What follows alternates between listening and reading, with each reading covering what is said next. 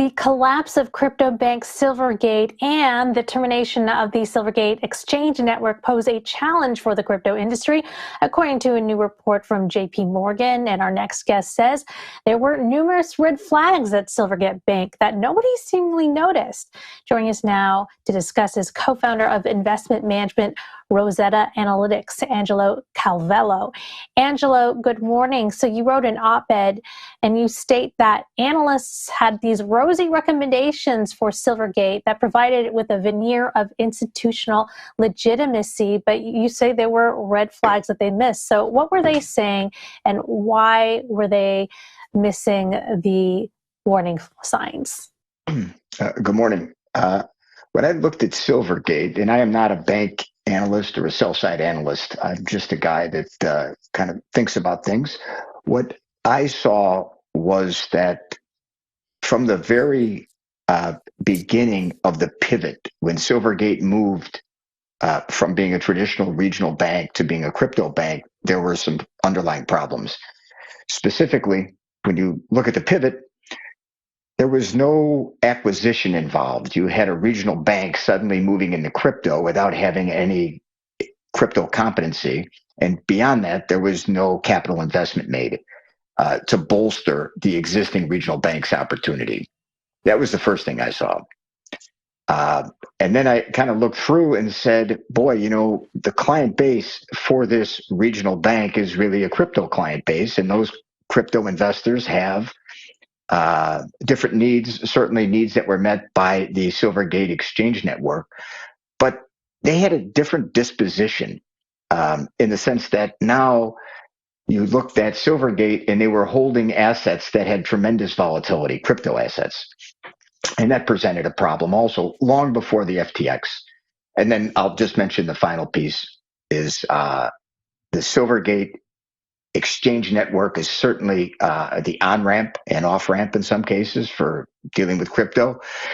But I'm not sure that Silvergate had the necessary compliance supervisory oversight of the activities. And it turns out there's evidence that they did not.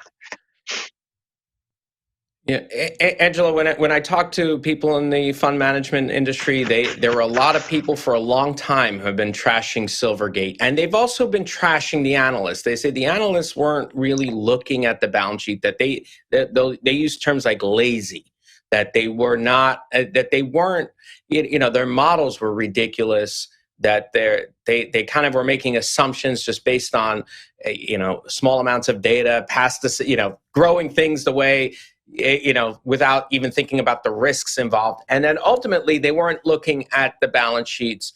They weren't looking at what would happen in a rising rate environment, which we're seeing affecting not just Silvergate, but Silicon Valley Bank now and other banks, that rising rates, which a lot of these guys that manage these banks are young and they don't remember a world where you had the risk-free rate above 5%. Those of us who are a little bit older remember that life. And ultimately, that this is kind of what the problem is. Do you think that the analysts involved here didn't do their homework properly, or do you think that they were swayed in some level to keep relations with Silvergate on an upbeat, if you will?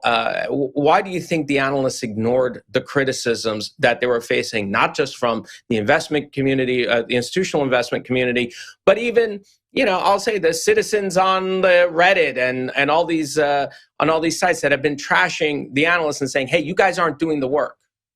I'm not sure I could talk to motivation. The argument I made was that you have sell-side analysts that follow a very specific career path, and they're trained in traditional finance. My argument is when Silvergate pivoted into crypto, you needed to look at Silvergate through a DeFi lens, where what you had with these analysts, and I believe that, they're hardworking people, and I don't think they're compromised in the sense that, they're very close to the CEO or there was, some motive other than just good hard work. They couldn't see it.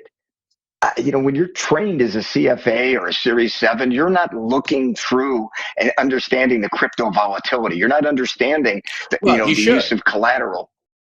You should. I understand that. They should. And even the CFA Yeah. court, I'm going to defend the CFAs because, yeah.